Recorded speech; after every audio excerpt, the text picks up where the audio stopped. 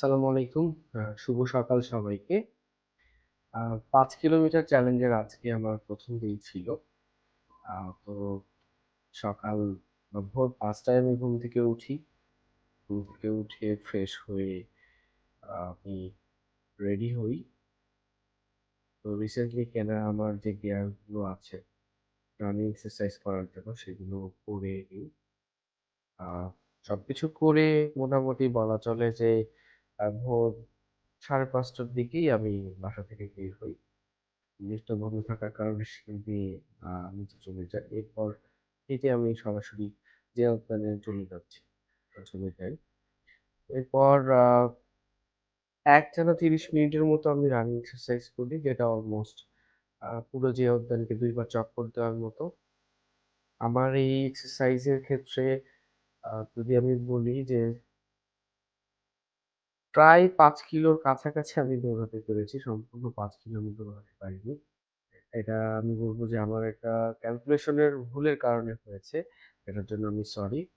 আম তো সবথেকে ভালো দিক যেটা ছিল যে অনেকদিন পর আমি যে ওখানে রানিং এক্সারসাইজ করার জন্য যাই। প্রায় ৭ বছর বা ৮ বছর আগে আমি রানিং এক্সারসাইজ করতাম যে ওখানে প্রতিনিয়ত। তো ৮ বছর পর যে আমি আসলে খুবই অবাক হই মনোমুগ্ধকর পরিবেশ দেখে। সবুজ পাখিদের ডাক, সুন্দর আকাশ, মনোরম বাতাস। সত্যি কথা বলতে ন্যাচারাল প্লেসে এক্সারসাইজ করার অভ্যাসটা আমার অনেকদিন ধরেই ছিল না। প্রায় অনেক বছরই আমি করিনি। আমি খুব এনজয় করেছি রানিং সেশনটাকে। রানিং সেশন শেষ করে কিছু স্ট্রেচিং করে ফেলেছি। স্ট্রেচিং করার চেষ্টা করেছি, যেটা আসলে না করলে আ বডিটা স্ট্রিক হয়ে থাকে। তো রানিং এক্সারসাইজ করার পর আপনারা সবাই আ ১ম এর দিকে একটু আ স্ট্রেচ করবেন অবশ্যই, এবং রানিং এক্সারসাইজ শেষ করেও একটু, সেক্ষেত্রে বডির মুভমেন্টটা ইমপ্রুভ করবে।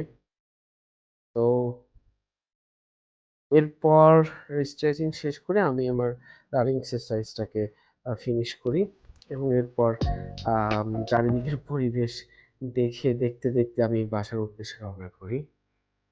তো বলা চলে যে আমি প্রায় ১ থেকে ১.৫ ঘন্টা সময় বাড়ির বাইরে ছিলাম, দৌড়াদৌড়ি, স্ট্রেচিং বা আম কিছু ফটো সেশনও করেছি। আ এগুলো আমার কাছে খুব ভালো লেগেছে, পরিবেশটা যে কারণে করেছি। তো সবকিছু শেষ করে বাসায় ফেরার আগে আ আ কিছু স্ন্যাকস আমি নিয়েছি, যেটা ছিল ড্রাই কেক এবং হচ্ছে যে ম্যাঙ্গো মিল্ক। তো এই ছিল আজকের দিনের মতো আমার আ রানিং এক্সারসাইজ এর বিস্তারিত। সবাইকে ধন্যবাদ। আসসালামু আলাইকুম।